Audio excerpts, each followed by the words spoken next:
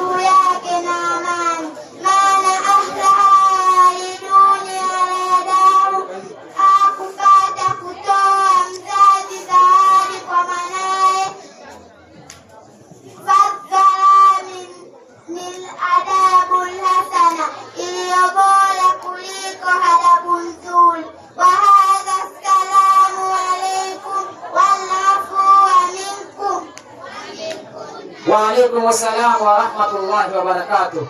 Hajapatapo kumpa mzazi mwanae isipokuwa adabu iliyokuwa nzuri.